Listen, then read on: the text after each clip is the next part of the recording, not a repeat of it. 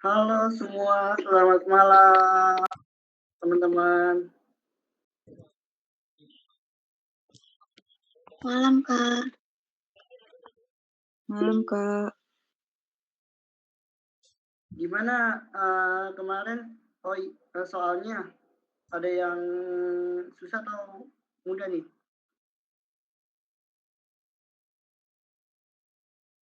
Oh iya, sama ini ya saya sebagian belum saya nilai juga. Jadi nanti saya usahakan nilai malam ini ya. Namun kalau misalnya ada yang mau yang belum ngerjain, mohon ya dikerjain ya karena nanti itu bakalan nilai jadi di sertifikatnya, teman-teman.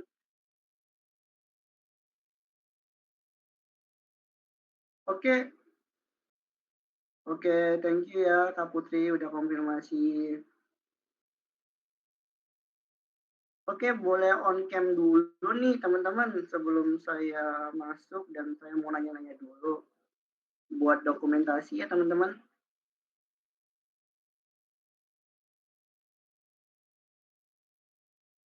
Nah,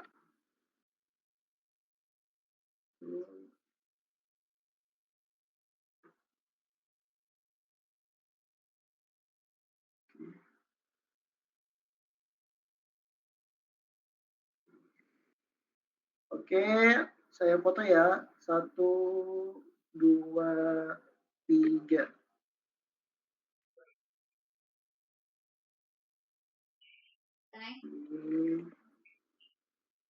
Udah dulu waktu nanti ngobrol lagi. Oke, sekali lagi 1, 2, Ya. 3. Paling gitu aja lah. Oke, boleh ini lagi. Ya, biar ada Zoom. Off cam lagi kalau pengen off cam. Mungkin saya mau nanya nih sebelum kita mulai terkait biaya materai nih. Mungkin teman-teman ada tahu nggak sih biaya materai itu apa sebenarnya?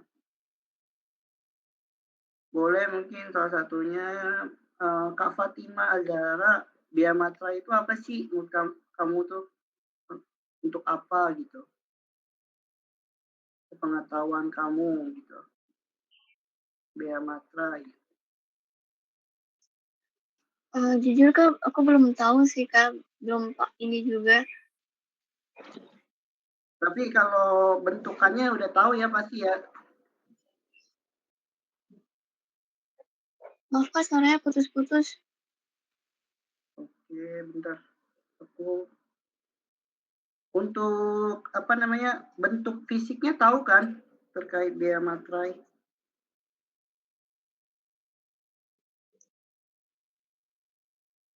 Bentuk fisiknya. Belum tahu pasti sih Kak, materainya.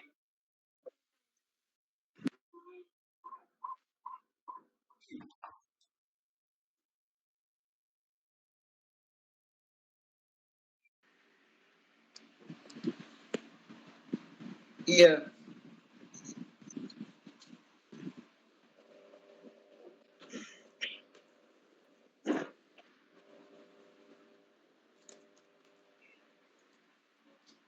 Gimana?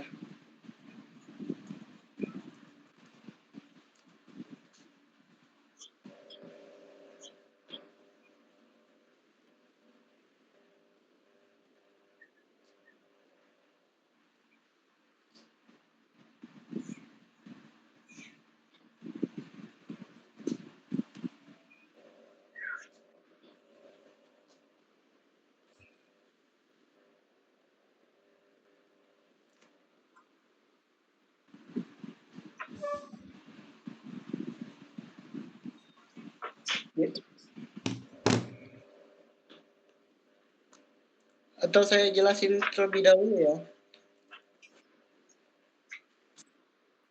Boleh Kak jelasin dulu. Ya udah, terima kasih ya Fatima. Oke, izin saya share untuk materi kali ini.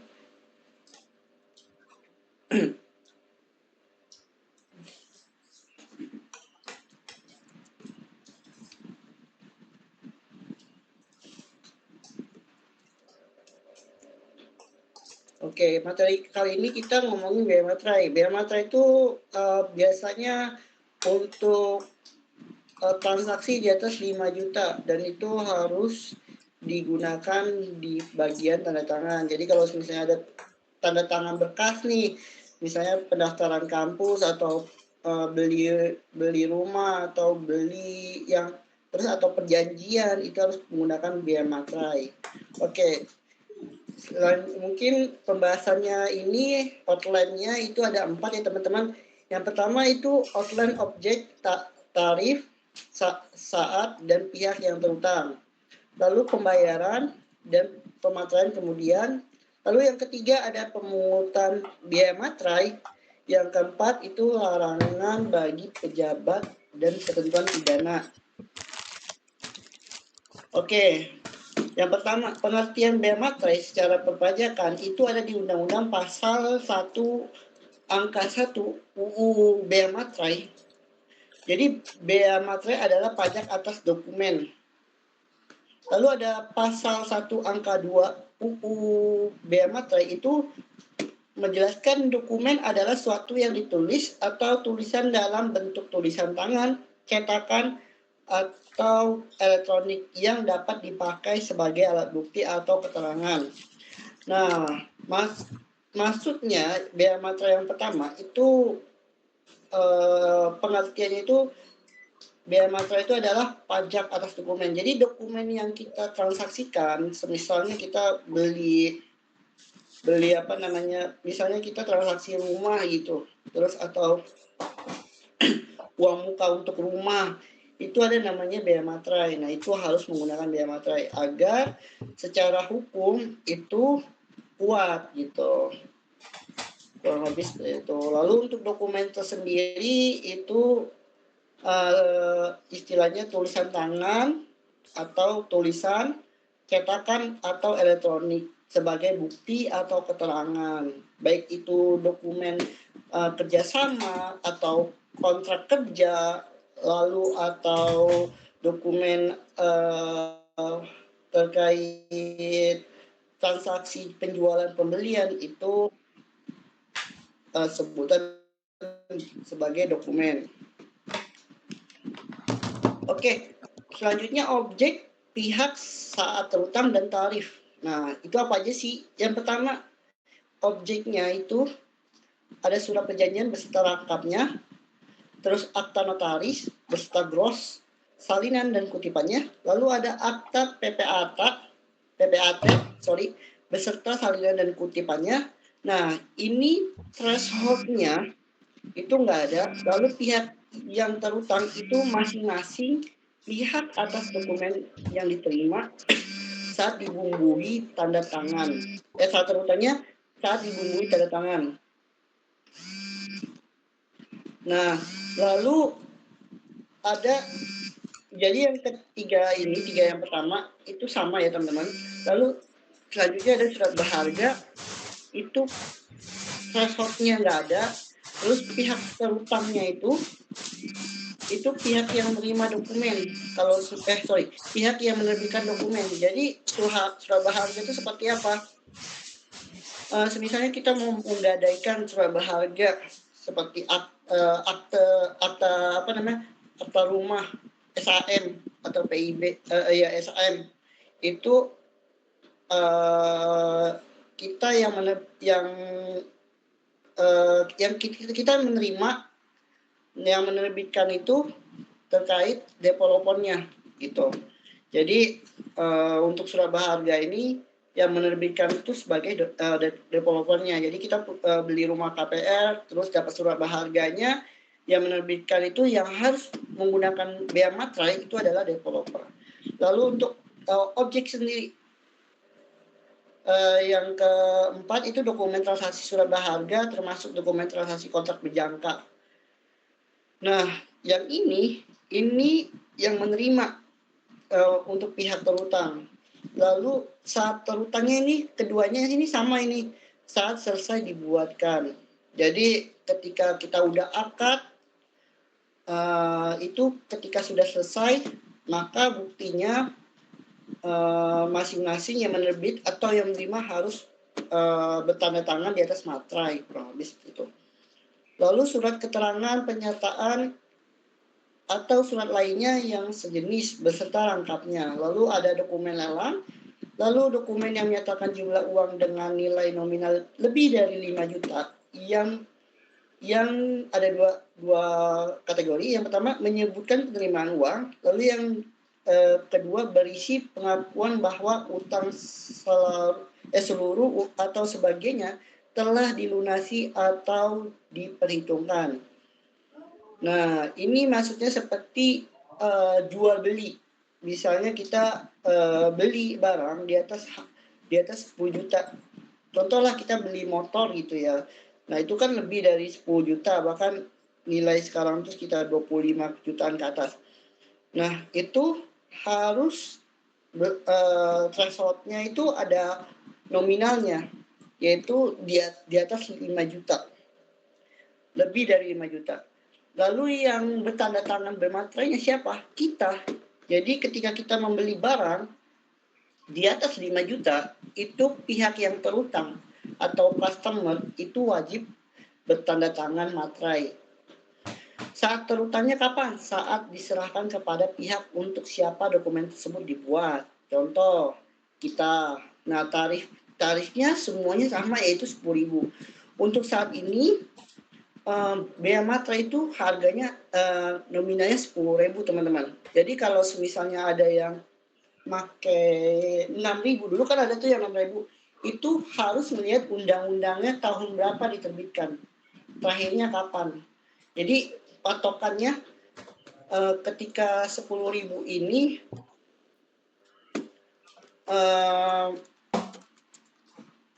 bentar, 10.000 itu kalau nggak salah itu 2021.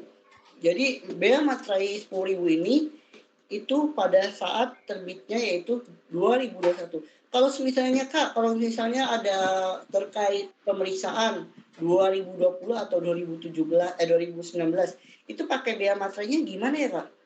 Hitungannya. Itu menggunakan bea materai 6.000. Gitu teman-teman. Atau bea materai sesuai dengan di bawah 2021 gitu. Nah, terus selanjutnya dokumen yang digunakan sebagai alat bukti pengadilan. Nah, ini threshold-nya nggak ada. Maksudnya threshold itu nominal. Nominal tarifnya nggak ada. Lalu pengakuannya itu pihak yang mengajukan dokumen. Nah, misalnya kita mengajukan dokumen ke persidangan, misalnya ada cerai atau ke kepolisian, nah itu harus menggunakan bea materai dan pihak yang terutangnya ketika pengajuan. Pihak yang mengajukan itu kita sendiri. Lalu saat terutangnya pas kapan? Saat terutangnya pas saat diajukan pengadilan. Lalu yang terakhir yaitu objeknya dokumen yang dibuat di luar negeri. Sesuai dengan ketentuan pihak yang menerima manfaat atas dokumen tersebut. Dokumen digunakan di Indonesia.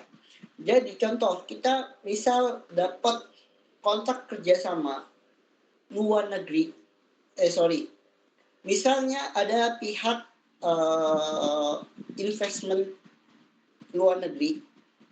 Nah, berarti kan investment tuh ngebuat dokumen untuk Indonesia, untuk investment ke Indonesia.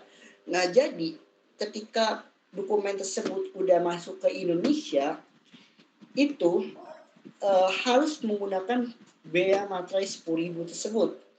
Dan saat terutangnya pas kapan? Pas dokumen itu digunakan di Indonesia. Misal tanda tangannya di Indonesia pada saat 31 Desember 2025. Nah, maka pas tanda tangan itu harus di Indonesia gitu.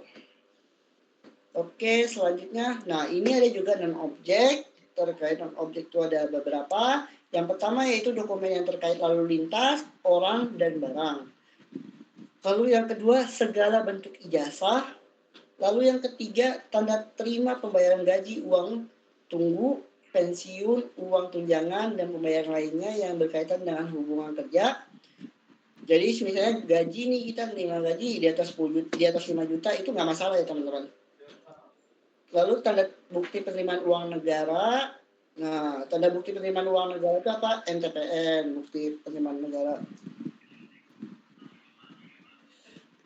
Lalu surat gadai, dokumen yang menyebutkan simpanan uang atau surat berharga pembayaran uang simpanan kepada penyimpan oleh bank, koperasi, dan badan lainnya yang menyelenggarakan penyimpanan uang atau pengeluaran surat berharga oleh kustodian kepada nasabah.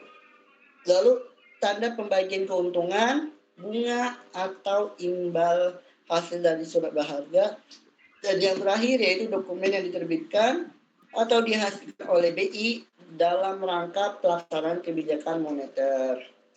Nah, ini berikut teman-teman harus pahami terkait non-objek itu apa aja. Ini juga penting gitu. Oke, selanjutnya pembebasan bea materai.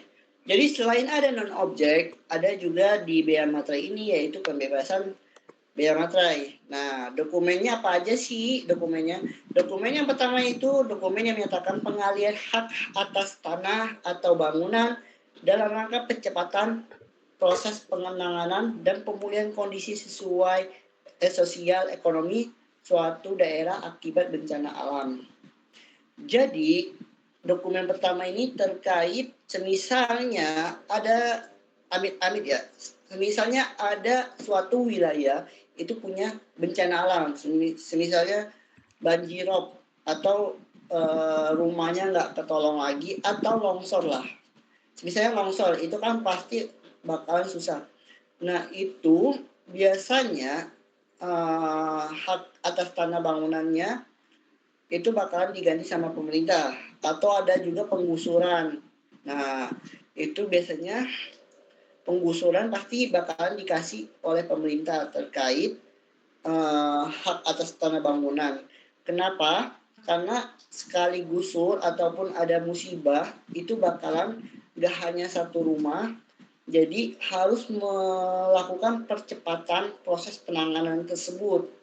Lalu yang kedua, dokumen yang menyatakan pengalihan hak atas tanah bangunan yang digunakan untuk melaksanakan kegiatan yang semata-mata bersifat keagamaan dan atau sosial yang tidak bersifat komersial. Nah, ini semisalnya ada hibah tanah nih, semisalnya ya teman-teman. Nah, ini dokumennya itu nggak harus pakai bea materai dan dibebaskan.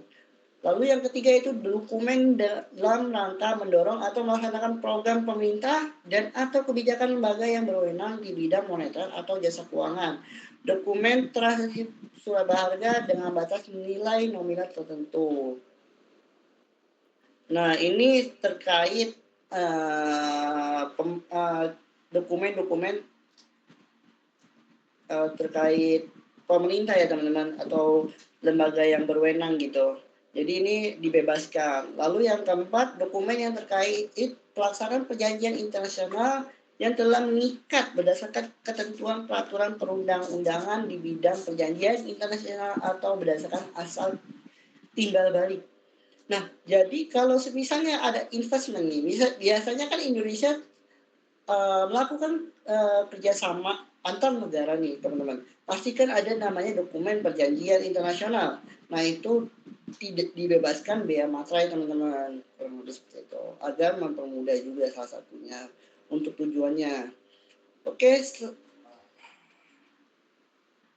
nah selanjutnya yang kedua yaitu kita ngebahas pembayaran dan pemateraian kemudian.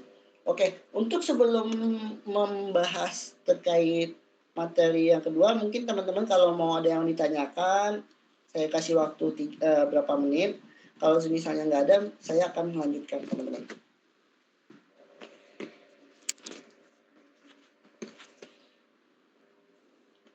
Ada yang mau nanya nggak? Ada yang mau nanya nggak?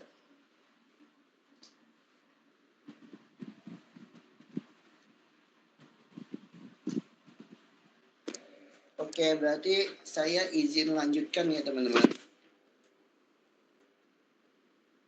Oke, selanjutnya pembayaran bea materai.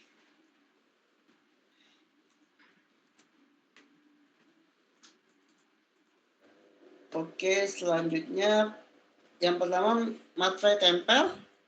Jadi pembayaran biaya materai itu ada apa aja sih teman-teman?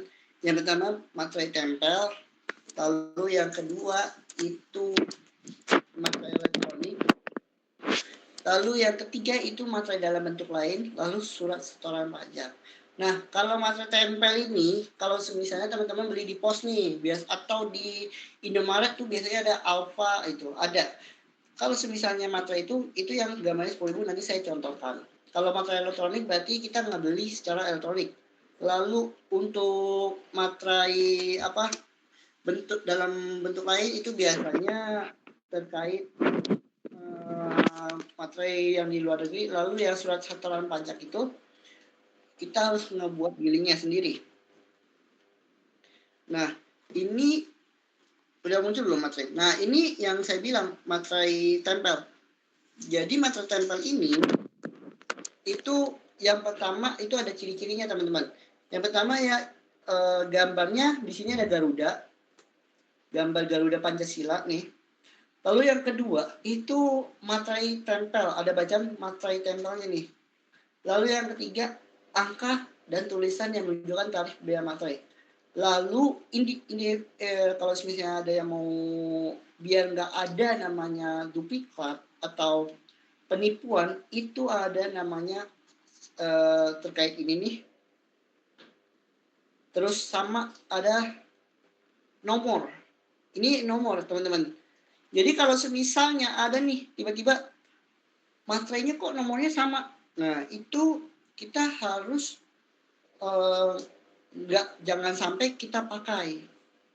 Nah, pembayaran biaya materai dilakukan dengan membubuhkan materai tempel yang sah dan berlaku serta belum pernah dipakai. Jadi kalau misalnya ini ada robekan atau ada kucek dikit itu berarti udah dipakai. Jadi jangan sampai kita memakainya. Terus kalau misalnya yang menyetak materainya ada yang ada nomor yang sama, itu harus dipertanyakan, harus hati-hati. Jadi kalau ketika menggunakan materai yang nomornya sama, ini otomatis nggak berlaku teman-teman.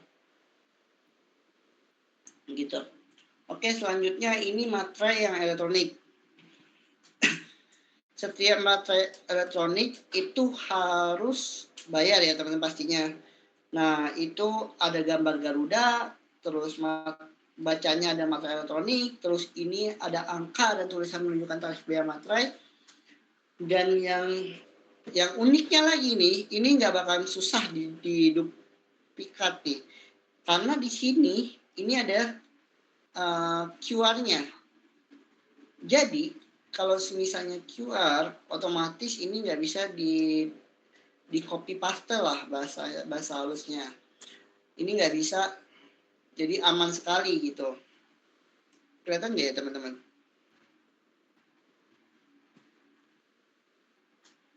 Bentar, aku ganti koneksi dulu ya.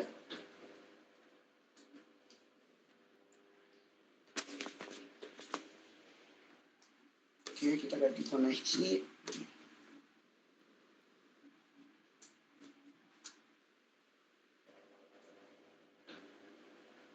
Oke, udah kelihatan ya.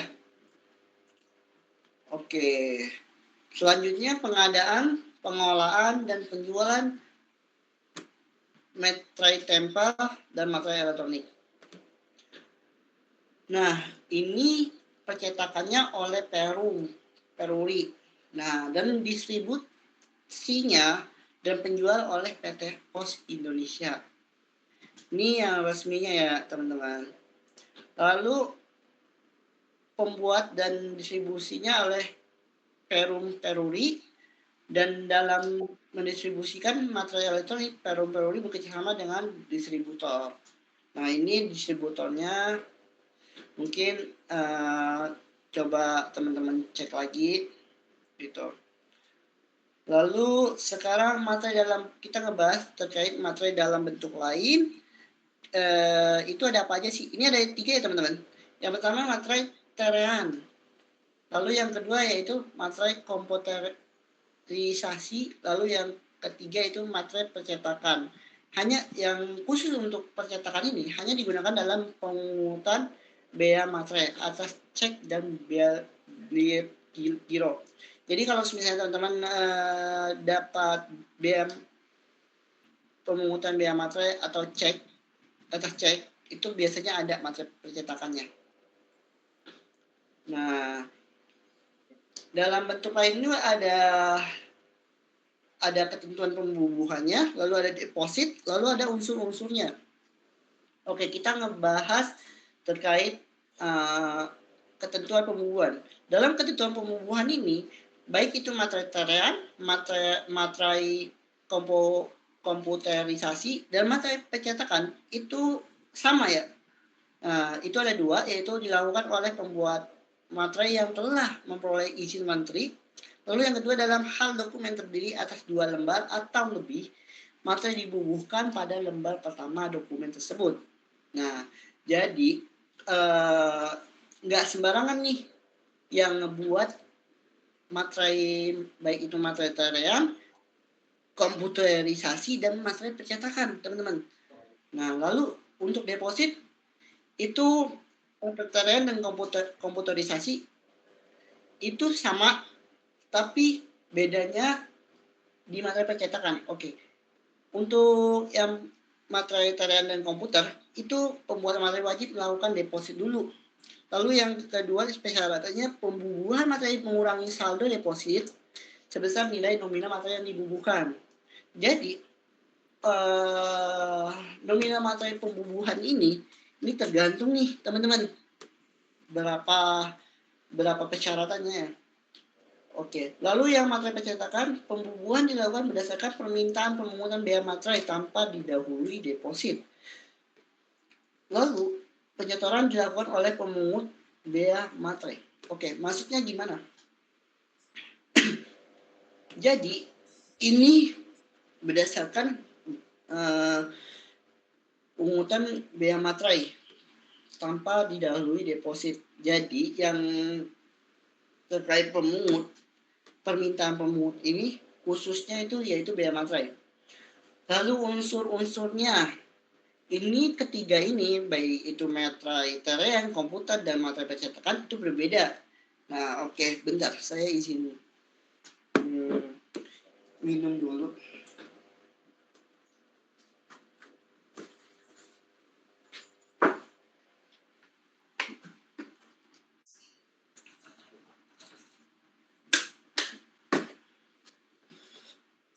Oke. Nah, unsur-unsur di materai terean itu yang pertama warna terean merah. Lalu yang kedua logo Kementerian Keuangan. Lalu yang ketiga ditulis cetak. Lalu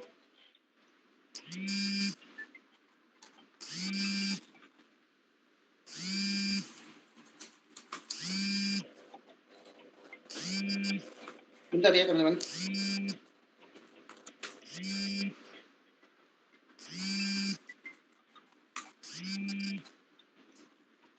Lalu tulisannya itu ada Direktorat Jenderal Pajak, teman-teman. Lalu logo dan atau tulisan nama pembuatan materai. Lalu tulisannya pastinya tulisan terean. Lalu angka yang menunjukkannya tarifnya, lalu tanggal, bulan, dan tahun. Itu pembubuhannya. Lalu ada nomor mesinnya pastinya, lalu ada namanya kode uniknya, teman-teman. Jadi bentuknya, ini spesifik unsur-unsur bentuknya, ini kurang lebih seperti ini. Nah, lalu materai komputerisasi itu lebih simpel lagi. Itu bentuk dan unsur-unsurnya itu ada 2 doang. Yang pertama itu tulisannya pasti bea materai lunas. Beda ya, kalau biasanya kan namanya sesuai dengan nama materainya. Misal tadi materai tempel, namanya tulisannya materai tempel. Materai elektronik pasti tulisannya materai elektronik. Nah, kalau materai komputerisasi itu berbeda. Itu tulisannya itu bea materai lunas. Lalu hanya angka yang menunjukkan tarifnya. Itu simpel ya. Lalu untuk percetakan itu unsur-unsur bentuknya itu ada 4. Itu yang pertama tulisannya terkait materai percetakan. Jadi tulisannya materai percetakan, lalu logonya Kementerian Keuangan, lalu angka yang menunjukkan tarif nama pembuat materai tersebut. Kurang lebih seperti itu teman-teman. Gitu. Jadi bedanya kalau di materai percetakan ini dia yang ngebuat materainya itu ada namanya, kurang lebih seperti itu. Oke, selanjutnya surat setoran pajak itu subjeknya itu hanya untuk pembayaran biaya materai oleh pihak yang terutang. Jadi materai dalam bentuk lain ini surat setorannya tuh subjeknya itu hanya untuk pembayaran biaya materai oleh pihak yang terutang. Ini garis besarnya, pembayaran biaya materai oleh pihak yang terutang. Oke, kriterianya. Ini ada kriterianya teman-teman. Pematerai kemudian atas dokumen yang digunakan sebagai alat bukti pengadilan dengan jumlah lebih dari 50 dokumen. Lalu yang kedua itu materai tempel tidak tersedia atau tidak dapat digunakan. Lalu terjadi kegagalan sistem materai elektronik. Nah, jadi kriterianya itu garis besarnya itu ada 3. Yang pertama itu penggunaan dokumen di pengadilan lebih dari 50 dokumen. Lalu yang kedua, garis besarnya materai tempel tidak tersedia atau tidak dapat digunakan. Lalu yang ketiga, terjadi kegagalan sistem materai elektronik. Jadi kalau misalnya teman-teman memakai materai elektronik, bakalan itu tidak bakalan berlaku terkait materai dalam bentuk lain ini. Lalu pembayarannya berapa lama sih? Pembayaran paling lama 30 hari sejak saat terutang bayar materai. Nah, contoh, kalau misalnya kita salah satu kita kriterianya misal pengadilan lebih dari 50 dokumen itu pada tanggal 1 Januari 2025, maka kita harus paling lambat pembayarannya itu tanggal 31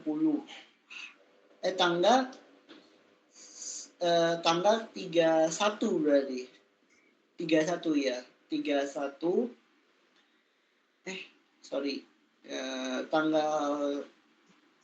tanggal 30 Januari. Kan 30 hari. Berarti paling lambat tanggal 31 ya. Tanggal 31. Gitu. Oke, tata caranya itu ini billingnya, ini kode billingnya teman-teman ya. KP 411611 atau dan KJS 100. Nah, ini itu billingnya. Kita ngebuat billing secara mandiri. Kalau sekarang kan di Cortex, berarti kita ngebuat di Cortex. Itu membuat dasar dokumen untuk pembayaran atas 2 atau lebih dokumen. Melekatkan SSP yang telah tertera NTPN dengan dokumen atau daftar dokumen tersebut. Nah, jadi pembayarannya kita buat billing di Cortex. Berarti kalau sistem dahulu berarti kita pakainya di JP buat billing.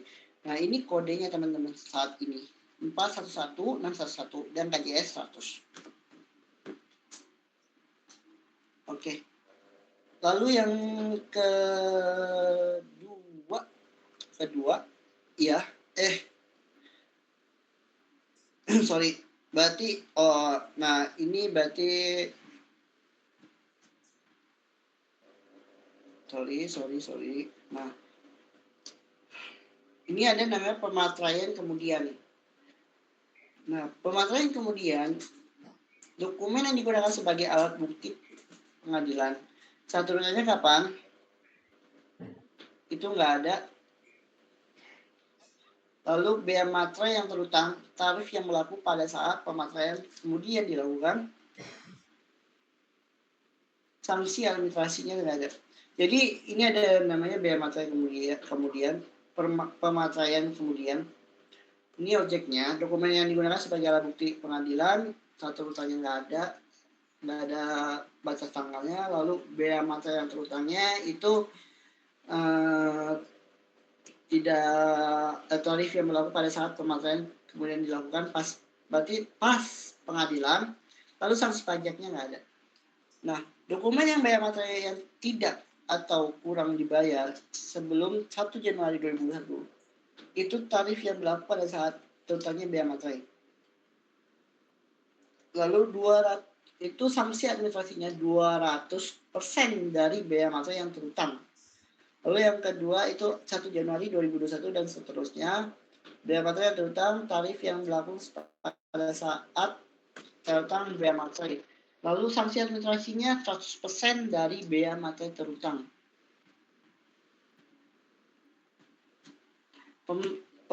Pematerian kemudian dilakukan oleh pihak yang terutang. Pematerian kemudian disahkan oleh pejabat pos atau pejabat pengawas lingkungan di JP.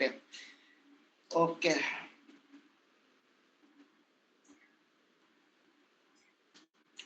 Kurang lebih seperti ini. Lalu review pembayaran bea materi.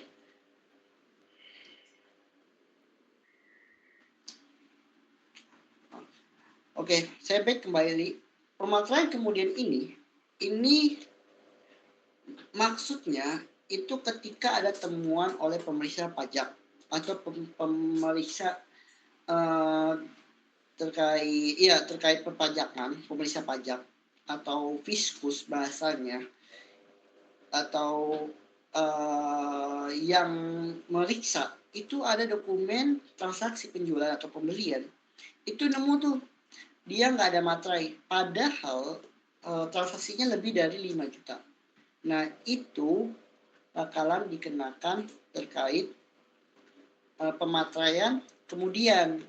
Misalnya ada dokumen 20, nemu 20, yang lebih gampang 10 lah. Kita pemeriksa nemu 10 dokumen nggak ada materai, berarti 10.000 kali 10 itu berarti kan 100.000. Nah, kalau semisalnya di atas 1 Januari, nah itu kan tarifnya 10.000 nih, itu berarti sanksinya berapa dikali 100%. Jadi 100.000 itu dikali 100%, jadi berapa? 200.000 untuk membayar materai kemudian, kurang lebih seperti itu teman-teman. Terus yang kalau di bawah 2021 itu kan 6.000 ya, berarti 6.000 dikali 10 berarti kan 60.000, berarti sanksi administrasinya berapa? Itu sanksi administrasinya 200%, berarti kisaran berapa? Kisaran 180.000, berarti 60.000 tambah 60.000 tambah 60.000, 180%, benar, 180%. Jadi sangat hati-hati teman-teman terkait dokumen ini yang menggunakan materai, apalagi dokumen penjualan dan pembelian. Apabila teman-teman memegang accountingnya di atas 5 juta harus menggunakan materai. Gitu. Lalu terkait pembayaran bea materai. Nah,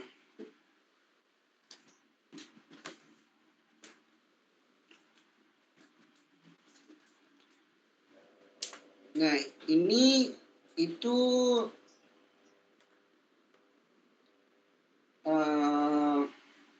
reviewnya itu dari materai, itu pembayaran bea materainya atau SSP.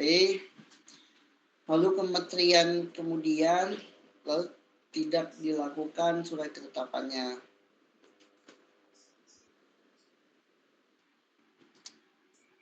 Jadi mekanismenya dari materai, melakukan materai, pastinya melakukan pembayaran. Nah, pasti SSP-nya, lalu di kemateraian kemudian tidak dilakukan surat ketetapan pajak. Jadi kalau misalnya kemateraian kemudian, ini maksudnya pemeriksanya itu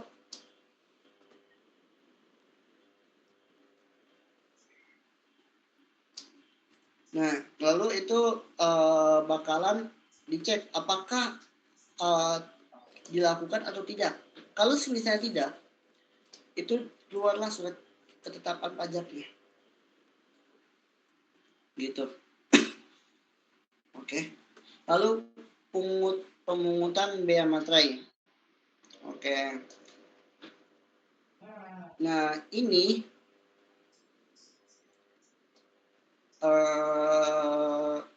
pembahasannya ada yang mau ditanyakan nggak sebelumnya terkait pembayaran dan pemateran kemudian? Apa ada yang bingung? Ada yang mau nanya? Gak apa-apa nanyanya teman-teman, jangan malu-malu.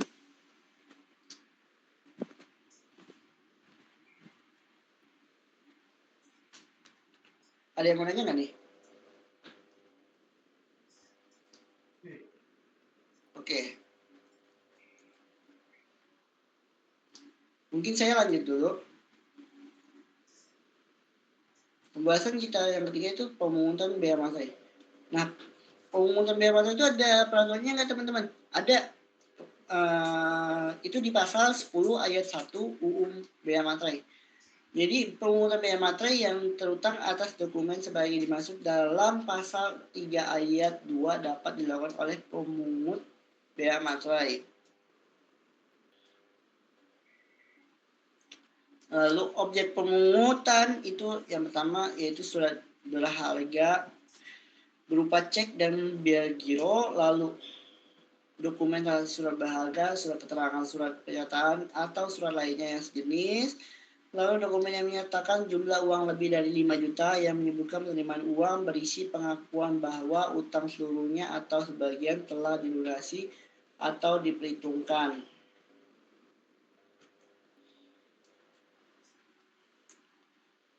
Nah, terus lalu kriteria pemungutannya WP yang memfasilitasi penerbitan dokumen, WP yang menerbitkan dan atau memfasilitasi penerbitan dokumen dengan jumlah lebih dari 1.000 dokumen dalam 1 bulan. Jadi teman-teman kalau misalnya kita sebagai WP kita lebih dari melakukan transaksi lebih dari menerbitkan atau menjual transaksi penjualan kita lebih dari 1.000, namun kita bukan gunggungan, itu harus bea materai teman-teman.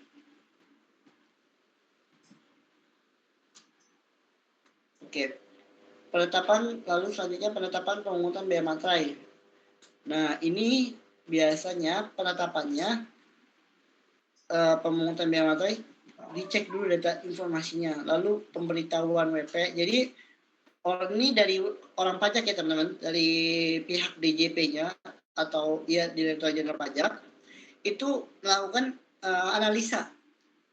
Yang pertama analisa data dan atau informasinya, berarti menganalisa PPN-nya, PPN keluarannya. Lalu telah mengetahui nih, lalu melakukan pemberitahuan WP-nya, lalu pembahasan, lalu konfirmasi datanya, ini dilakukan pemeriksaan, lalu penetapan pemungutan bea materai. Penetapan berlaku pada awal bulan berikutnya setelah tanggal surat penetapan sebagai pemungutan bea materai. Jadi kadang tuh jarang sih cash terkait bea materai ini, tapi ini penting. Jadi terkadang Direktur Jenderal Pajak ini selain mencari uang di lain, misalnya dari PPh 21, 23, 4E2, PPN, itu juga terkadang mencari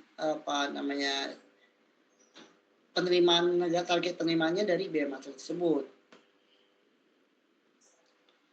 Lalu ketika penetapan pemungutan bea materai baru bisa dilihat hasilnya apakah ada bea materai yang tidak digunakan atau sudah digunakan semua. Oke, kewajiban pemungutan bea materai, pemungutan menyetop pelaporan.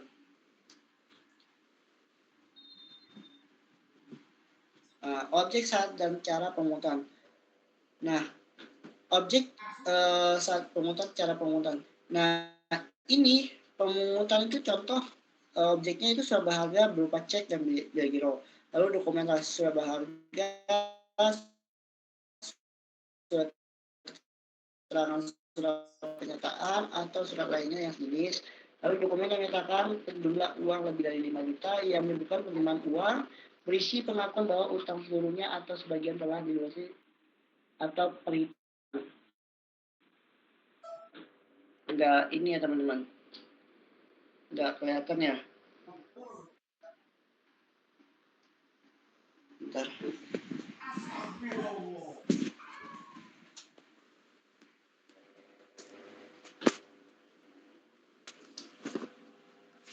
Kelihatan nggak sih teman-teman?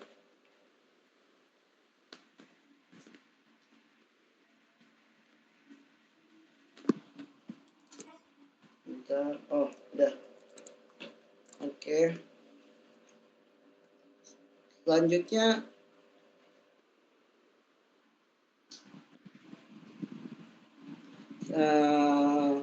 saat pemungutannya kapan? Saat dokumen diterima pembuatan materai, lalu saat dokumen selesai dibuat. Jadi untuk yang surat berharga, cek giro dan bel giro itu saat dokumen diterima dan pembuat materai, lalu dokumentasi surat berharga saat dokumen selesai dibuat. Misalnya pembuatan akta, nah itu pas selesai dibuat. Tapi kalau surat berharga cek atau bel giro itu pas saat diterima dari pembuat materai. Nah, lalu yang dokumen ini saat dokumen diserahkan kepada pihak yang berutang, gitu. Ini cara pemungutannya, teman-teman. Cara pemungutannya itu membubuhkan materai pencetakan melalui pembuat materai. Nah, yang ini itu menggunakan materai percetakan. Garis besarnya menggunakan materai percetakan. Nah, yang kedua ini membubuhkan materai elektronik pada dokumen. Tapi sebenarnya ada juga dokumen materai tempel kan. Nah, dalam hal terjadi kegagalan sistem materai elektronik, pemungutan dilakukan dengan membuat daftar dokumen yang tidak dapat dibubuhi materai elektronik yang dilampirkan dalam SPT masa materai tersebut. Penyetoran dan pelaporannya kapan nih materai? Nah, penyetorannya itu ada di kode. Ini kode ya teman-teman, kode apa namanya, nomor pajaknya. Kalau kita nyari di Kortes itu nomor pajak itu di 411 611 900 untuk materai percetakan. Lalu untuk materai elektronik itu 902. Lalu untuk 901 jika terjadi kegagalan sistem materai elektroniknya. Nah, jadi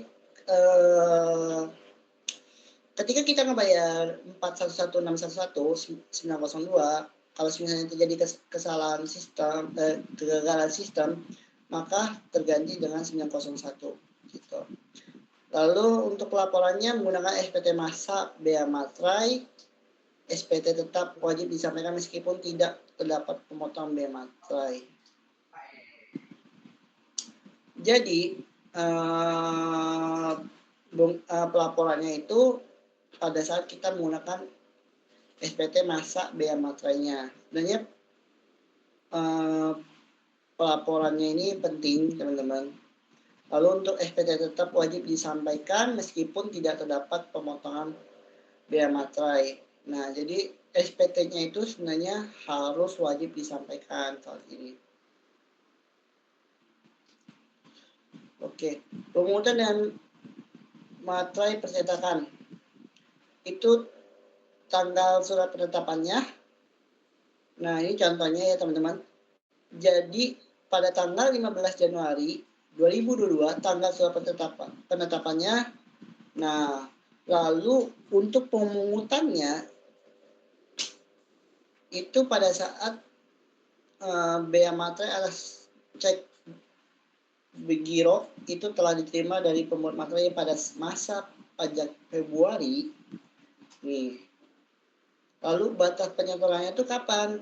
Itu pas untuk masa pajak Februari kode setoran 411 611 900 Itu pelaporannya pas kapan?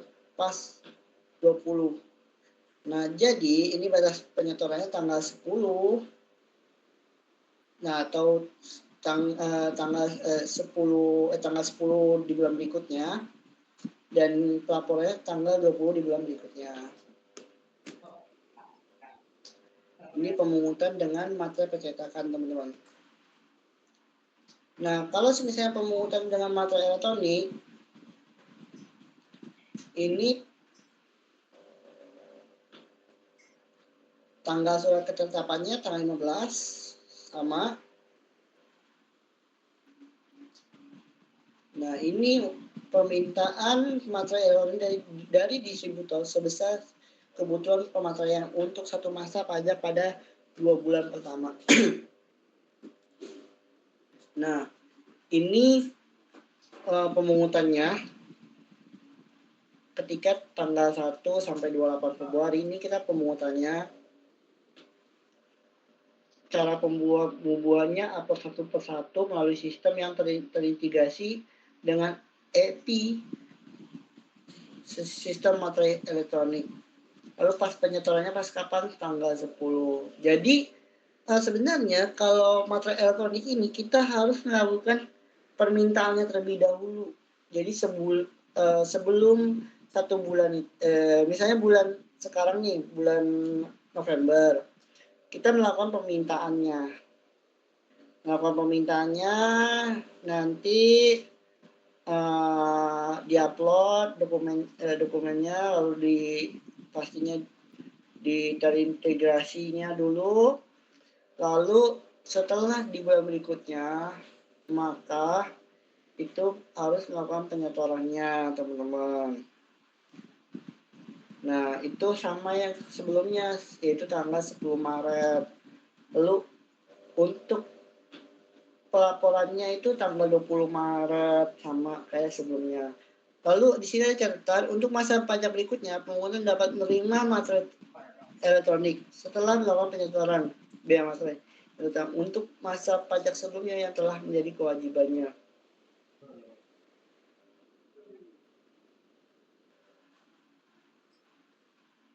Oke, jadi disimpulkan bahwasanya kita baru dapat materainya itu setelah melakukan penyetoran. Jadi ketika di sini, kalau misalnya kita di perkiraan kita pas tanggal 10 ini nggak sesuai, atau kita permintaannya sebelum tanggal 10 nih, kita udah punya dokumennya. Nah, namun kita kan harus memperhitungkan terlebih dahulu dokumennya tersebut, sehingga kita harus hitung dulu, baru melakukan penyetoran, baru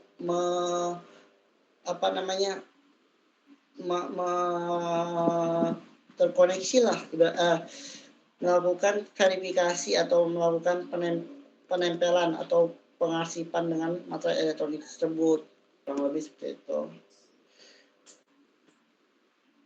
Nah, kalau misalnya gagal sistem bagaimana? Biasanya kalau gagal sistem itu tanggal surat penetapannya itu keluar. Lalu untuk pemungutannya itu masa yang sama, namun kondisi kegagalan sistem materai elektronik. Cara pemungutan mengumpulkan data pemungutan, membuat daftar dokumen di lampiran 3 SPT masa bea materai. Lalu tanggal 10-nya seperti yang sebelumnya, itu penyetoran dan pelaporan juga sama tanggal 20 Maret. Oke, ini berikut sanksi bagi pemungut. Sanksinya itu pemungut bea materai yang tidak melaksanakan kewajiban pemungutan dan atau penyetoran diterbitkan SKP atau menagih bea materai yang tidak atau kurang dipungut dan atau kurang disetor, ditambah sanksi administrasinya yaitu 100% dari bea materai yang tidak atau kurang dipungut dan atau tidak atau kurang disetor, gitu. Ini ada di pasal 11 ayat 2 dan ayat 3 UU Bea Materai. Jadi ini sangat penting teman-teman. Lalu pemungutan bea materai yang terlambat menyetorkan bea materai dan atau terlambat melaporkan pemungutan dan menyetor bea materai diterbitkan STP sesuai dengan ketentuan peraturan perundang-undangan di bidang ketentuan umum dan tata cara perpajakan. Itu ada di pasal 11 ayat 4 UU Bea Materai.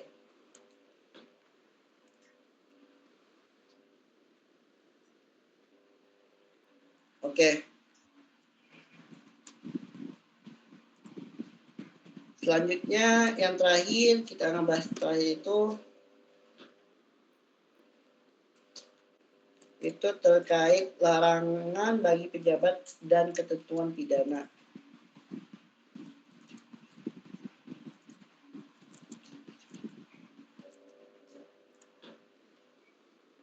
Nah, sebelum bahas ini, boleh mungkin ada teman-teman yang mau ditanyakan atau saya tanyakan terlebih dahulu nih, satu-satu.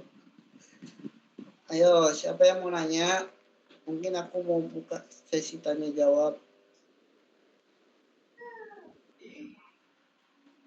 Boleh teman-teman, ada yang mau tanya? Atau aku tanya terlebih dahulu sebelum lanjut ke larangan bagi pejabat dan ketentuan pidananya nih. Mungkin aku panggil ya. Oke, bentar. Saya coba nyari orang yang mau bertanya.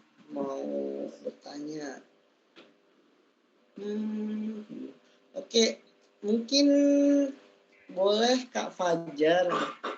Ini sejauh ini nih dari pembahasan dari pembahasan pertama terkait objek tarif, lalu pembahasan kedua pembayaran dan pematerian kemudian, lalu dan pembahasan ketiga pemungutan bea materai ini ada yang kurang jelas atau bagaimana?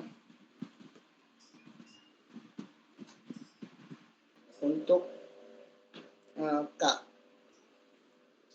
Ferry, Kak Fajar Helmi.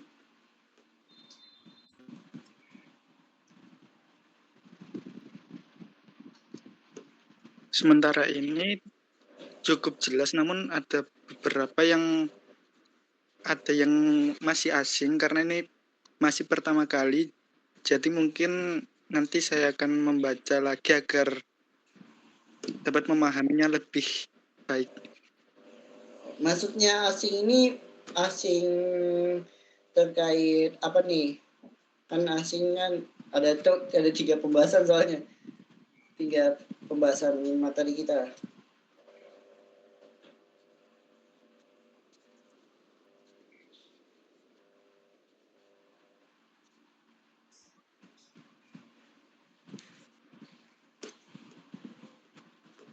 Asing pada pembahasan yang kedua sama ketiga.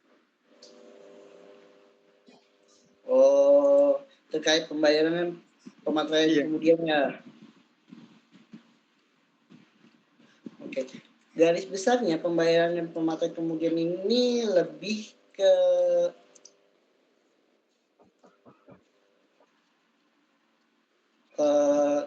kalau pembahasan yang kedua itu terkait macam-macam materinya. Lebih macam-macam materinya. Di sini kan ada materai tempel, lalu ada materai elektronik, materai dalam bentuk lain, dan yang terakhir surat setoran pajak. Nah, itu terkait macam-macamnya. Dan pembahasan di macam-macam materi ini ada terkait syarat yang berlaku, objeknya, misal materai tempel objeknya apa aja, lalu objek materai elektronik apa aja, lalu materai dalam bentuk lain apa aja, itu objeknya, dan subjeknya juga. Jadi pembagiannya gitu untuk pembahasan kedua. Lalu untuk pembahasan ketiga itu bagaimana? Pemungutan materai.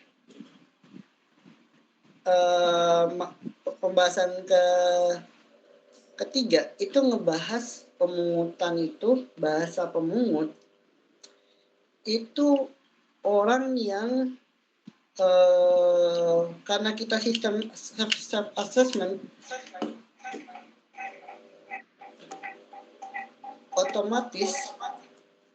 otomatis self assessment itu kita sebagai pemungut, kita menggunakan misalnya menggunakan kita ngeluarin penjualan, kita punya usaha, kita melakukan pengeluaran dokumen terkait penjualan, itu bakalan menjadi pemungut kitanya, gitu. Kurang lebih seperti itu. Misalnya kita pengadilan melakukan pemenuhan dokumen dan persyaratan dokumen, itu kita juga sebagai pemungut untuk membeli materai. Kurang lebih seperti itu.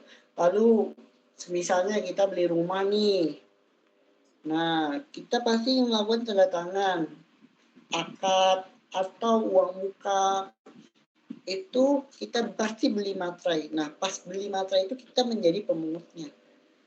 Ibarat kata pemungut bayar materai ini itu pelakunya, kurang lebih seperti itu. Gimana untuk penjelasan kedua secara garis besarnya itu udah ada gambaran nggak nih,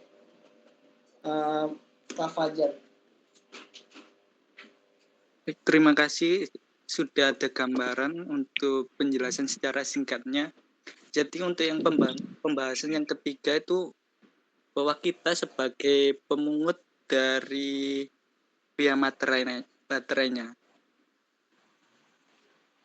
Iya, kurang lebih seperti itu. Jadi kalau misalnya kita melakukan dokumen terkait pengadilan, atau kalau kita menjual barang, transaksi itu kita jadi pemungut gitu. Misalnya kita bertanda tangan kontrak kerjasama terkait atau kontrak kerja lah yang sering kita lakukan, itu kita kan pasti awal kontrak kerja kita dikasih dokumen. Nah itu yang jadi pemungutnya siapa? Pemungutnya yaitu PT. Seperti itu. Oke, mungkin saya lanjut lagi. Terima kasih ya Kak Fajar konfirmasinya. Terima kasih. Saya akan lanjut lagi terkait pembahasan yang keempat, itu larangan bagi pejabat dan ketentuan pidana. Oke, itu ada 3 pejabat yang berwenang dalam menjalankan tugas atau jabatannya. Itu adalah dilarang. Itu ada 4. Ada 4 atau lebih? Oke, ada 4. Itu yang pertama itu menerima, mempertimbangkan atau menyimpan dokumen sebagai dimaksud dalam pasal 3 yang bea materai tidak atau kurang dibayar.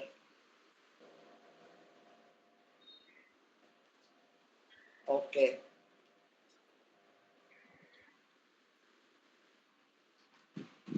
Jadi maksudnya di sini ketika ada pejabat nih, misalnya direktur ya, kita punya usaha, lalu kita melakukan bea materai, namun materainya tidak atau kurang dibayar. Nah itu dilarang menyimpannya. Lalu melakukan dokumen sebagai yang dimaksud dalam pasal 3 bea materai tidak atau kurang dibayar pada dokumen yang berkaitan. Nah terkait melekatkan ini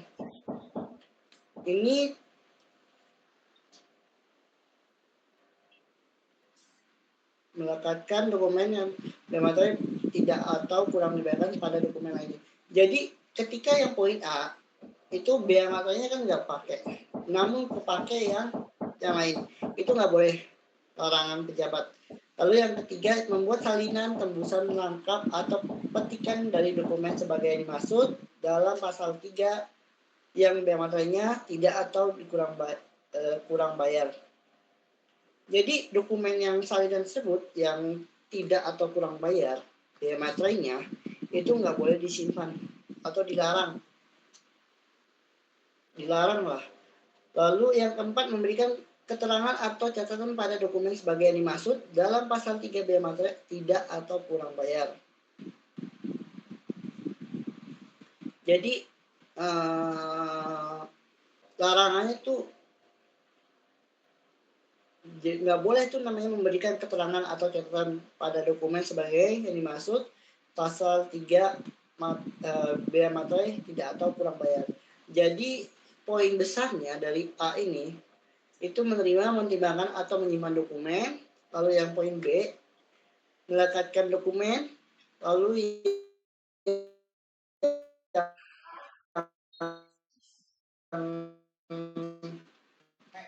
C, itu membuat salinan tembusan lengkap atau petikan dari dokumen sebagai maksud. Lalu yang dokumen terkait bea materai yang tidak atau kurang membayar itu garis besarnya dilarang. Pokoknya dilarang. Oke, selanjutnya kita ngebahas ketentuan pidananya. Jadi di sini ada ketentuan pidana. Setiap orang yang meniru atau memasukkan materai dengan maksud atau memakai atau meminta orang lain memakai materai tersebut, lalu yang dengan maksud yang sama membuat materai dengan menggunakan cap asli secara melawan hukum, termasuk membuat materai elektronik dan materai yang dalam bentuk lain secara melawan hukum, itu dipidana penjara paling lama 7 tahun dan pidana denda paling banyak 500 juta. Nah, ini teman-teman kalau misalnya diajak orang nih ke bank, terus pakai nama Anda, terus memakai materai, disuruh kita memakai materai, lebih baik kita punya rekamannya ataupun saksi agar kita lebih waspada, lebih aware lah terhadap kita, karena di sini ada ketentuan pidananya, itu di penjara paling lama 7 tahun dan dendanya 500 juta. Gara-gara materai 10.000 dan tanda tangan kita, jangan sampai kita dapat pidana gitu. Lebih hati-hatilah. Pokoknya terkait itu jangan asal mau aja. Kadang kan ada orang ya udah iya aja. Kita dapat duit nih kita tanda tangan bermaterai. Kita dapat duit nih, misalnya dapat duit 100.000. Gara-gara uang 100.000 kita di penjara 7 tahun 7 tahun dan denda lagi 500 juta gitu. Oke. Lalu ini ada ketentuan lagi nih, setiap orang yang memakai, menjual, menawarkan, menyerahkan, mempunyai persediaan untuk yang dijualkan atau memasuki ke wilayah NKRI atau yang dipalsukan atau dibuat secara melawan hukum seolah-olah asli tidak palsu dan dibuat secara tidak melawan hukum.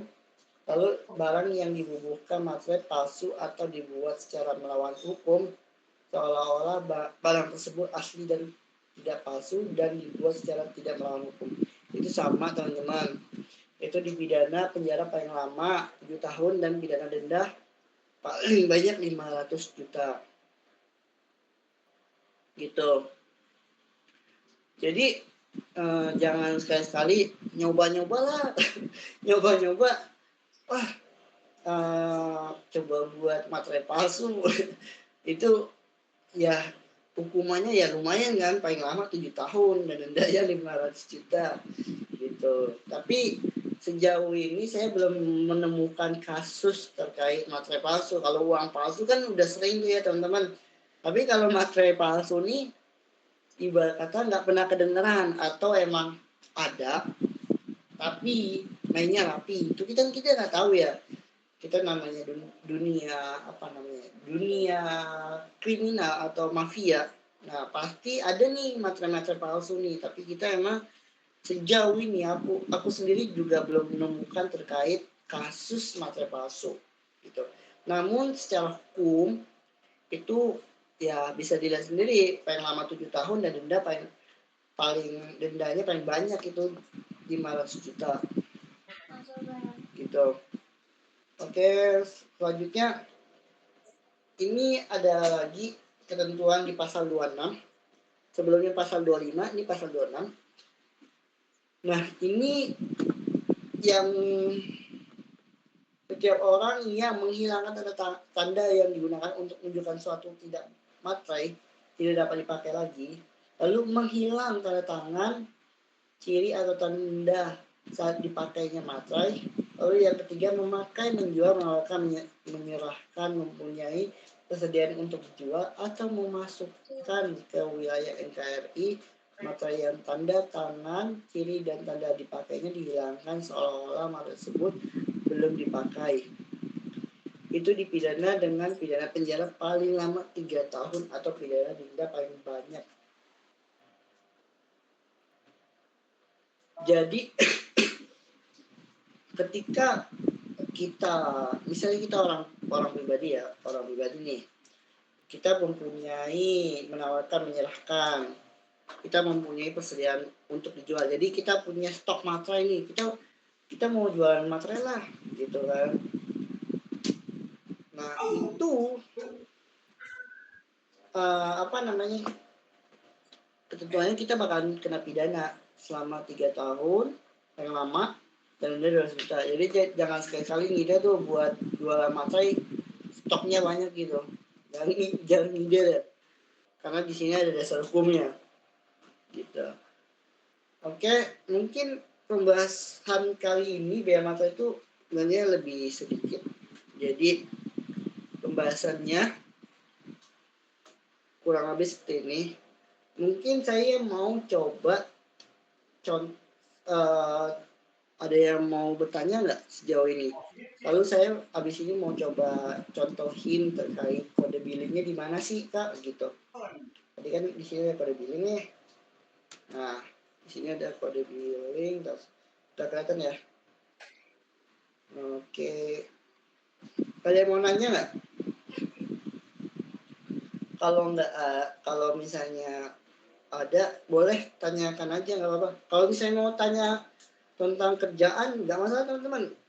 Misalnya tanya tentang gini-gini terkait Cortex atau bertanya tentang kampus kuliah nggak apa-apa, tanya aja teman-teman, nggak masalah. Kalau emang di luar konteks sekarang nggak masalah saya. Ada yang mau nanya nggak teman-teman?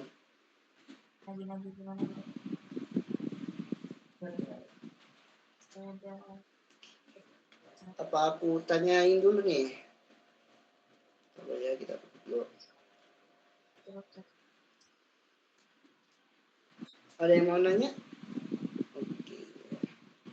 Aku nanya ya. Boleh coba namanya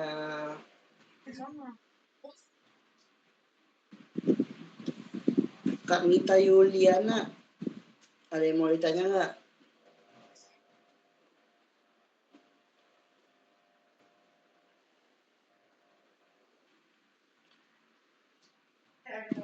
Kak Mita. Oh di chat. Oke, Kak, izin bertanya, biasanya dalam kehidupan sehari-hari untuk biaya materai kemudian biasanya terjadi dalam situasi yang bagaimana ya, Kak? Kenapa bisa sampai dokumen yang seharusnya sudah dibubuhi materai sampai harus menggunakan biaya materai kemudian? Oke. Sebenarnya kalau kasus sehari-hari ini jarang banget ya. Berarti kan kalau kasus sehari-hari ini itu terkait wajib pajak orang pribadi. Nah, terkait pemeriksaan wajib pajak orang pribadi itu case-nya 1% lah, atau 99% itu tidak pernah terjadi. Kenapa? Karena dia kan namanya wajib pajak orang pribadi kan nggak seluruhnya pasti dicek. Tapi ada kemungkinannya, ada contoh nih, kita beli rumah atau kita beli rumah atau kita punya usaha tapi masih menggunakan nama kita pribadi gitu. Itu bisa aja bakalan kena apabila terjadinya pemeriksaan WP Kalau misalnya pemeriksaan WP, berarti kan dia punya usaha yang per setahunnya dia mengeluarkan dokumen untuk penjualannya misalnya 20. Berarti kan dari 20 tersebut otomatis dia punya lebih dari 5 juta. Nah, itu bakalan diperiksa. Kalau misalnya 20 dokumen tersebut kena dibubuhi materai kemudian, itu bakalan misalnya dibubuhi materai kemudian dikarenakan dokumen dari 20 tersebut 5-nya nggak menggunakan materai, padahal harusnya menggunakan materai, maka bakalan kena bea materai kemudian, kurang lebih seperti itu kalau secara hari-hari. Tapi pada umumnya cash secara sehari-hari itu jarang banget terjadi. Jadi cash bea materai kemudian ini terjadi apabila wajib pajak orang pribadi punya usaha diperiksa dokumennya oleh pemeriksa pajak, kurang lebih itu jarang banget terjadi. Itu 99% itu menurutku nggak ada, 1% ada pasti, kemungkinan pasti ada. Tapi sejauh ini aku belum menemukan case sampai bea materai kemudian. Ada lagi mau nanya? Boleh di luar materi.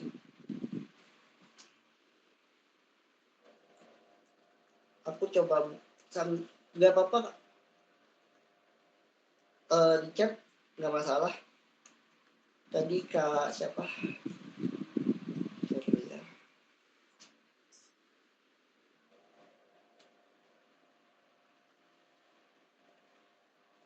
Oh iya Kak, makasih.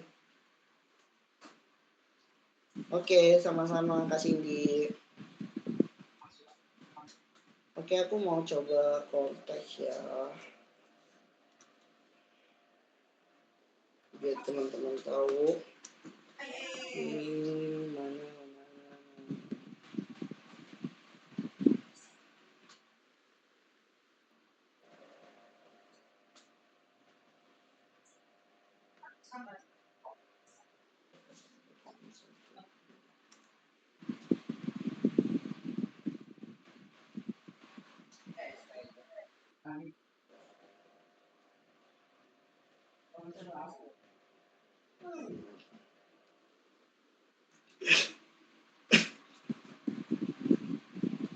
Bentar ya teman-teman.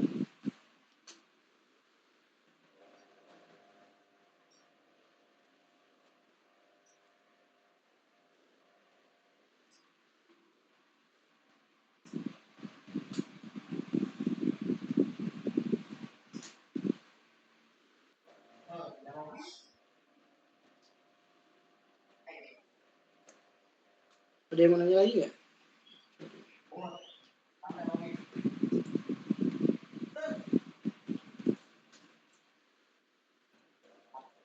Kalau ada yang mau nanya silakan ya teman-teman. Kalau misalnya di luar pertanyaan, di luar materi, nggak apa-apa. Soalnya saya mau coba buka Vortex buat mempraktekkan gimana sih billingnya gitu.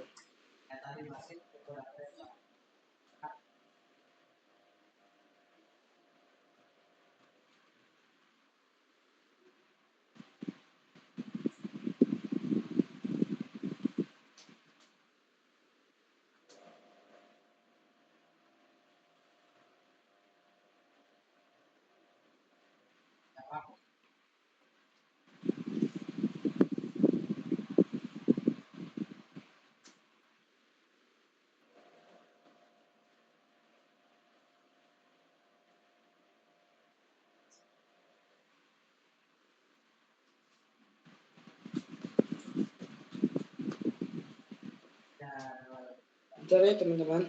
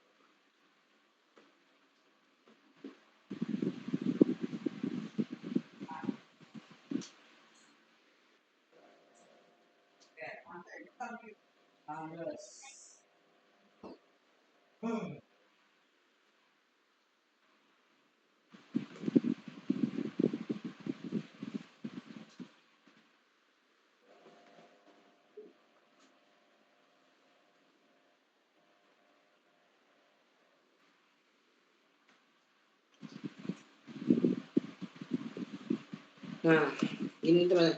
Kalau misalnya teman-teman ngebuat billing nih, itu ada di mana? Di pembayaran, di layanan mandiri kode billing teman-teman. Misalnya teman-teman mau buat PPh 25 atau PPh final, PPh final 423 terkait omset final orang pribadi, gitu. Itu di mana? Di sini. Nah, ini contoh ya teman-teman. Ketika udah masuk di pembayaran di layanan mandiri pribadi ini nanti tampilannya seperti ini.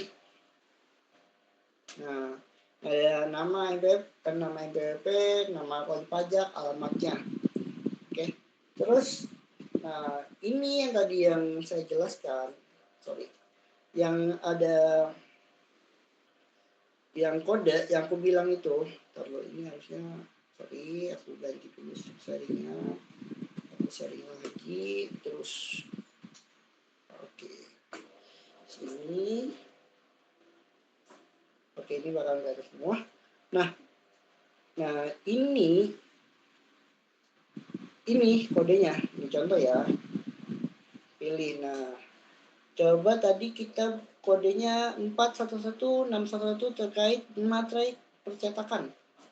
Oke, 411611. Nah, ini langsung keluar terkait materainya. Di sini kan ada materai setoran SPP, terus ini jenisnya ya teman-teman. Ini pelunasan, ini penembusan, ini ada biaya materi deposit, teran tadi yang saya jelasin. Ini administrasi pematerai kemudian. Kurang lebih seperti itu. Kalau di tampilan kontesnya, boleh di screenshot karena kan nggak ada di materi, boleh di screenshot teman-teman sebagai catatan. Nah, untuk periode dan tahunnya pilih ketika dokumen itu sudah selesai gitu atau sudah diserahkan. Boleh di screenshot ya teman-teman. Boleh di screenshot kalau tampilannya di sini. Ini sebagai catatan. Kalau misalnya ada perusahaan teman-teman menggunakan materai elektronik, bisa langsung teman-teman udah tahu. Oke ya. Lalu coba kita lihat lagi ada materai apa lagi? Materai elektronik. Nah, ini kan ada materai elektronik nih. Kita buka lagi 902 tadi kan sorry. Ya, 902. Nih ada nih 902 nih materai elektronik. Bisa di screenshot. Nah, yang 9 yang ini 901 itu dar 901 bentar.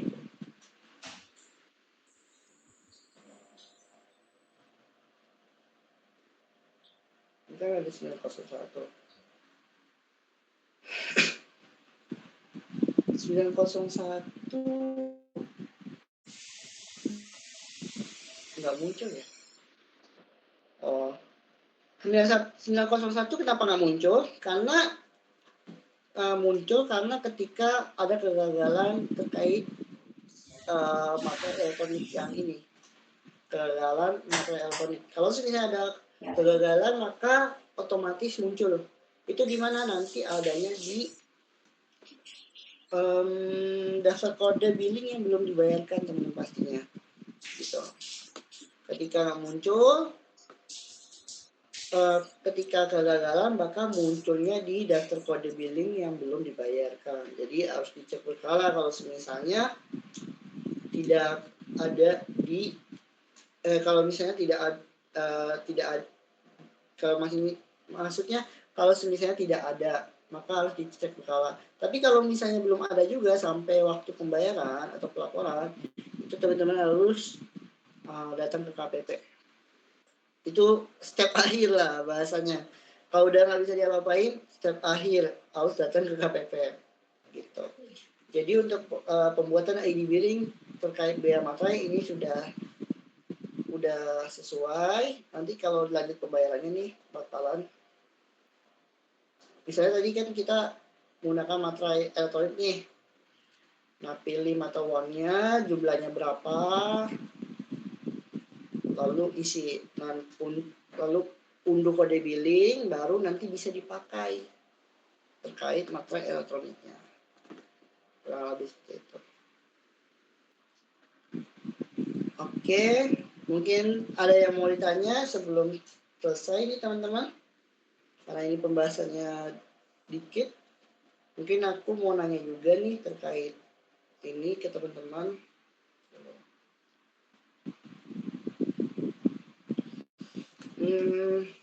Boleh nih Kak Fadila Kurniawati, gimana nih tanggapannya terkait materi sekarang?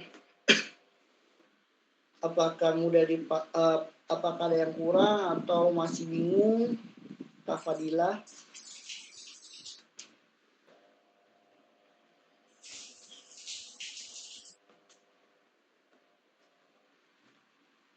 Halo Kak Fadila.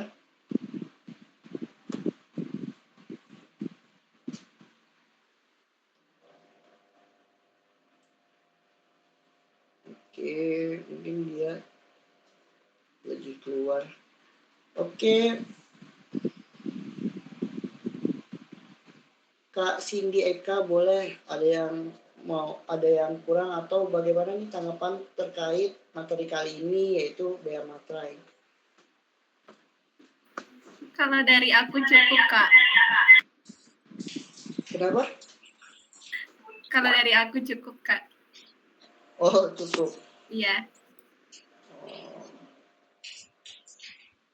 Berarti sejauh ini terkait bea materai ini mudah ya dipahaminya, terus nggak terlalu banyak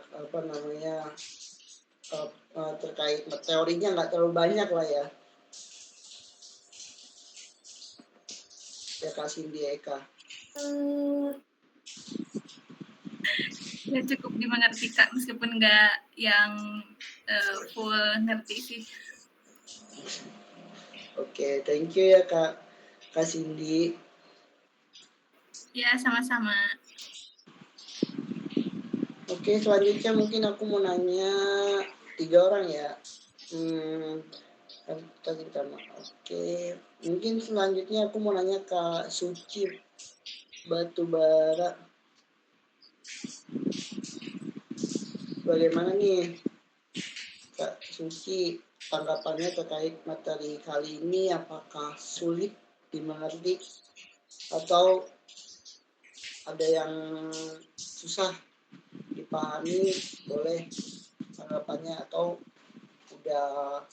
atau dikit nih materinya, biaya materai. Kak Suci Batubara, Kak Suci.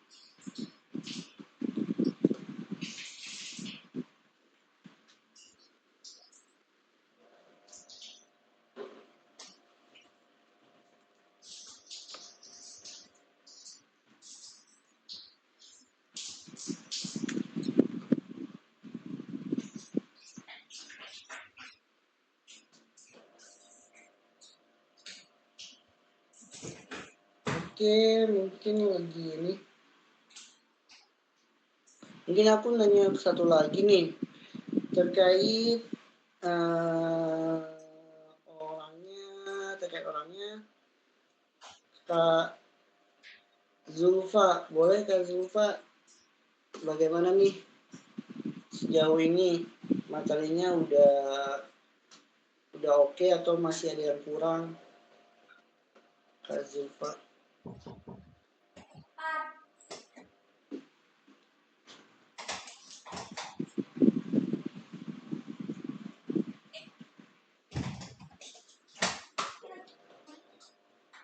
Gimana Kak Zulfa?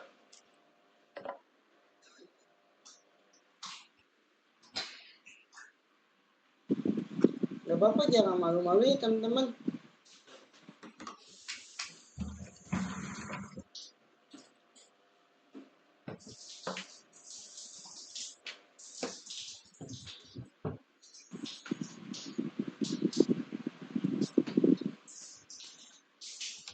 Halo Kak Zulfa.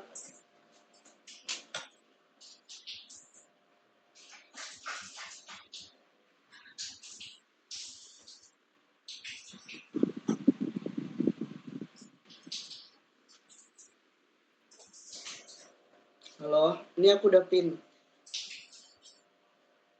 Bagaimana Kak Zulfa?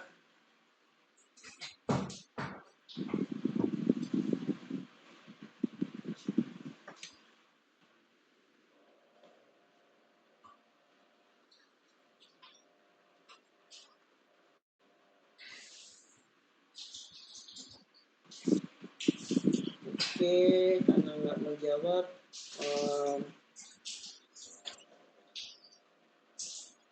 coba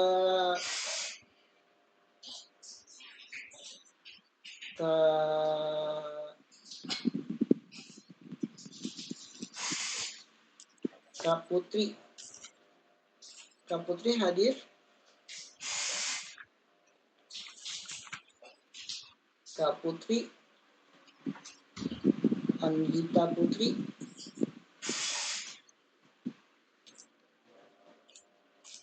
Halo?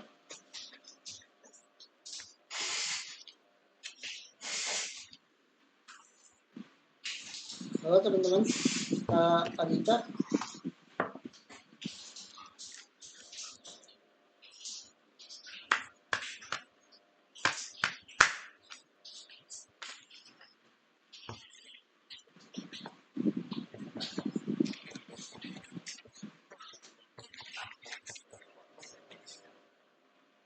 Kak Anita?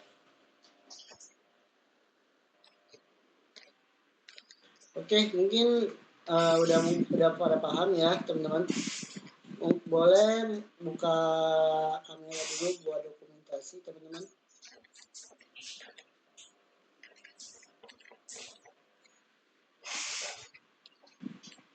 Oke ya, aku screenshot ya.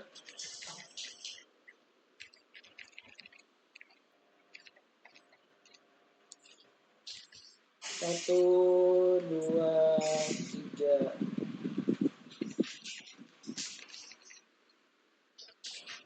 Oke, satu lagi.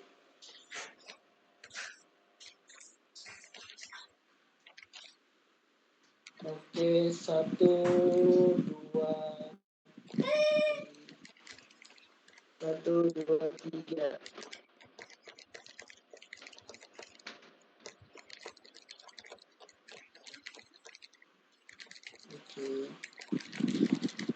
Oke, mungkin dari saya terima kasih banyak teman-teman yang udah pada aktif, terus udah pada antusias terkait dengan materi ini. Semoga materi kali ini bermanfaat bagi dunia pekerjaan, kuliah, dan semoga nanti setelah ini yang belum dapat pekerjaan bisa segera dapat pekerjaan, yang sudah bekerja semoga ditingkatkan karirnya dan pendapatannya. Oke, dari saya sekian, terima kasih banyak. Saya mohon maaf. Assalamualaikum warahmatullahi wabarakatuh. Selamat malam, selamat liburan ya teman-teman. Terima kasih Kak. Iya, sama-sama.